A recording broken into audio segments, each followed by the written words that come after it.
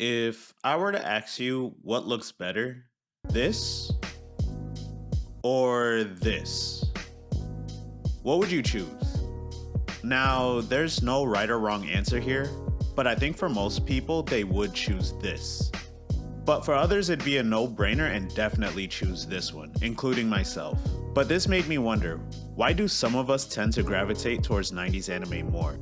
Why do I constantly find myself watching 90s anime like Yu Yu Hakusho or Berserk for the 100th time, over the new, fresher, polished anime like Jujutsu Kaisen or Demon Slayer?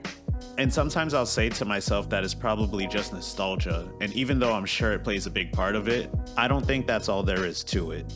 The aesthetic, the attention to detail, the darker tones and characters, all this I believe is what plays a role into why I prefer 90s anime. And all this is done with what's called cell animation, which is 100% hand-drawn animation frame by frame, as opposed to digital animation, what we see today. And it's with digital animation how we end up with that quote-unquote too perfect look. And due to cell animation being 100% hand-drawn, it's allowed artists to be more creative with attention to detail, flaws and all. With its attention to detail, 90s anime has a unique way of getting you invested in the world and the characters that it's building. Which is why I think there's a reason why so many people, even seeing a screenshot from a 90s anime, makes them want to check it out. Like those lo-fi videos you'll usually find scrolling on YouTube. Take this shot from Princess Mononoke for example. Everything from the attention to detail and the hand-drawn character design, the wolf fur cloak, the red face paint, the giant wolf beside her, to the beautiful green foliage in the background grabs you and makes you want to find out more about the world. The dark and uneasy vibes that you get from watching Hiei do Dragon of the Darkness Flame, or the horror of the eclipse from the original Berserk, isn't something that could be replicated by digital animation today. Not to knock any of the more recent animes, because their fight scenes do look great in their own right, but it's missing the soul that you get from traditional animation.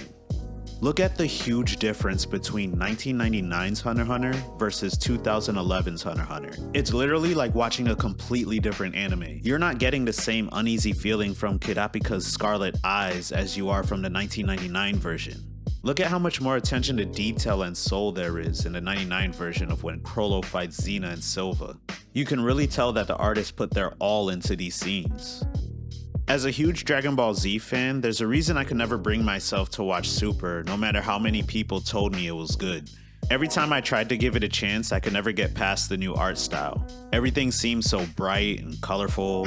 Characters, for whatever reason, had this weird shininess to them. And to me, it didn't feel like Dragon Ball, it felt like something completely different. There's pictures floating around online if Dragon Ball Super had Dragon Ball Z's art style. And man, was it refreshing to see. Like, you can't tell me the current art style looks better than this. Look at how more threatening and menacing Goku Black looks compared to the current version. It felt like with the current art style of Dragon Ball Super that it felt like I was watching a kid's show. And I mean, I guess technically Dragon Ball Super is a kid's show, but it was just missing that same edge that Dragon Ball Z had. And don't get me started on the character designs in 90s anime. They felt so much more authentic. They felt like the creators really took their time with them. Like, even look at some of these outfits that these characters are wearing. You can't find me anything that comes close to this type of drip in any anime today. And that's what I consider great character design, where you can take a look at a character and without even knowing anything about them, you could get a glimpse of what their personality might be like. Take Spike Spiegel for example from Cowboy Bebop. Just from this shot alone, you could probably get the idea that Spike is probably a cool, laid-back guy. And I always felt entranced by the backgrounds in 90s anime, like the post-apocalyptic city of Tokyo in Akira or the lush forests in Princess Mononoke. I remember watching these for the first time and wishing that I could go inside the TV and explore these worlds. And as I said before, I could recognize that a lot of my feelings on 90s anime, a good part of it comes from nostalgia. For example, my favorite anime is Yu Yu Hakusho.